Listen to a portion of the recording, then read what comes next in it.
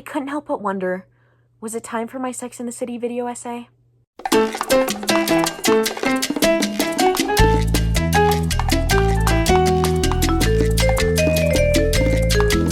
This is Carrie Bradshaw. She lives in New York City, she writes a weekly column about sex, and she loves fashion. Like, she loves fashion. She's day one that fashion girl. Sometimes I would buy Vogue instead of dinner. I just felt it fed me more. Her column includes stories about her friendships, her relationships, and obviously her sex life. I mean, it's not just about her though. She uses her friends' sex stories and their relationship stories too. The stories of Carrie's friends are a main aspect of the show, and there's 4 main girls that we follow. There's Charlotte, Miranda, Samantha, and of course Carrie herself. They're all unique, very unique to each other. Charlotte's more traditional. She works in the art world as a respected art dealer. She kind of spends the first few seasons searching for her knight in shining armor and a man who checks all her boxes. Miranda is a lawyer. She's feisty. Sometimes she has some cynical views about men and relationships in general. We still love her. She is my fellow redhead after all, so I have to support her. Last but not least of the girlfriends, we have Samantha. And Samantha, she's Samantha. As good looking as a model. Plus, I own my own business. She's confident, she loves sex, she's super sex positive. Out of all the 4 girls, she's the loudest when they're talking about sex at the brunch table. Basically, what I'm saying is the girls know how to talk about sex. That's why it's called Sex in the City. Charlotte might be a little shyer, but every single one of the girls talk about sex. And every single one of the girls know how to dress too. They're all iconic, they all have iconic styles, they all have iconic fashion pieces and outfits. So here's everything you need to know about the costume design in Sex and the City and why it's been so iconic since its airing. Oh my gosh, I couldn't help but wonder, what's a costume? A costume is a set of clothes, an outfit, typically that reflects one's character, their status, their overall culture. Mae Bellios from Valley Magazine says, as it was expressed in Sex and the City, the clothes you choose to wear can be expressive of what's happening in your life. Slightly mentioned before, Samantha's super confident. She's loud. She's a beautiful businesswoman. She works as a public relations professional, so she's got to dress the part. We see her in suit after suit. But God, she is still so fashionable. She wears Mugler power suits, which I would have no idea that those even existed if she didn't wear them. They've got bold, bright colors. They're more fitted to her silhouette, while Miranda, on the other hand, wears more loosely fitted suits. They kind of represent a men's suit, which are typically more loose and have muted colors. There's this weird thing where Miranda's coworker mistakes her as a lesbian, and she denies it at first, but then she ends up going with it. And she takes it so far as to going to a Republican house party, dinner party sort of deal with another woman as her date. Moving forward, the difference between Sam and Miranda's styles definitely contribute and give us an example of how costume design can enhance a character's personality. The city and the 2000s. Costume design says a lot about the setting and time a film or show takes place. Sex and the City is of course in New York City. It takes place mostly in the 2000s to the 2010s-ish. The first episode takes place in 1998, and that's very apparent through the fashion for the rest of the seasons. She's all about buying clothes, and not because she's super rich, because by all means, she's not.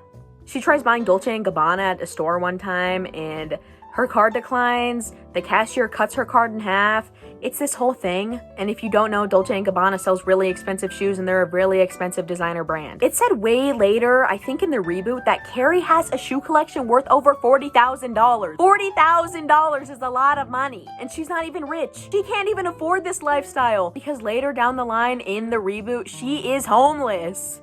Addiction aside, many people say that Sex and the City is a representation of maximalism, consumerism, and that more is more with this show. Accessorization in Samantha and Carrie's outfits definitely allude to that. Them particularly have this weird obsession with designers and brands. There's an entire episode dedicated to Samantha having an obsession with not being able to have a Birkin bag because there's a 5-year-long wait. There's also this part where Carrie gets robbed at gunpoint and she doesn't want to give up her shoes because they're her favorite brand.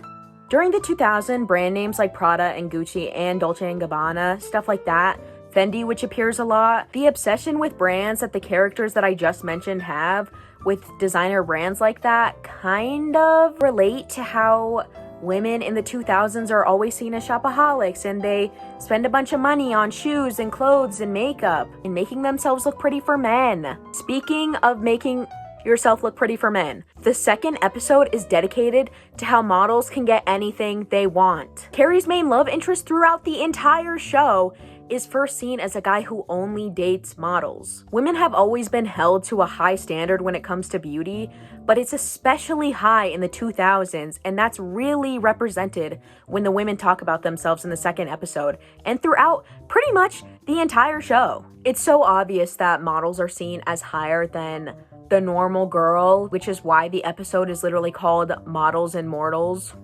It's a baguette. Let me have it. I couldn't believe it. 15 years in New York, and just when the city was getting safe, I was getting mugged. And your Manola Blahniks. What? No! Give me your fucking Blahniks. These guys weren't just after money anymore. They were after fashion. Please, sir, they're my favorite pair. I got them half price at a sample sale. Thanks. That clip that I talked about earlier serves a little bit of foreshadowing for what I'm going to talk about now.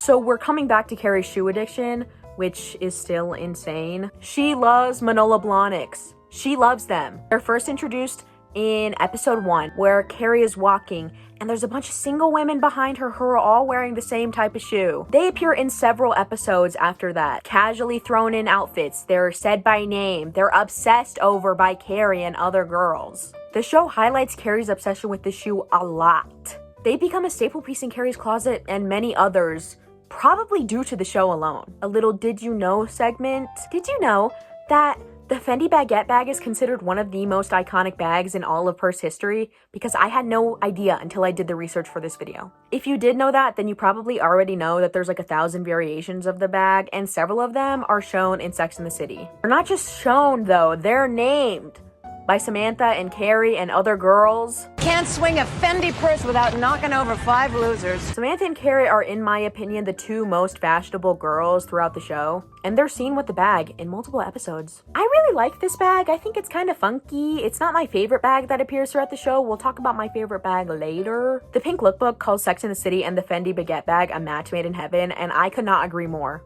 Fendi lent Sex and the City the baguette bag and several other items. Even though they were struggling at the time as a brand, it couldn't have gone better for them. For both of them. It was a two-way street according to InStyle. Carrie got a staple piece that followed her throughout the show and to the movies, while Fendi gets to have a purse that's considered one of the most iconic purses in purse history. So if I were a brand, I'd consider that a win.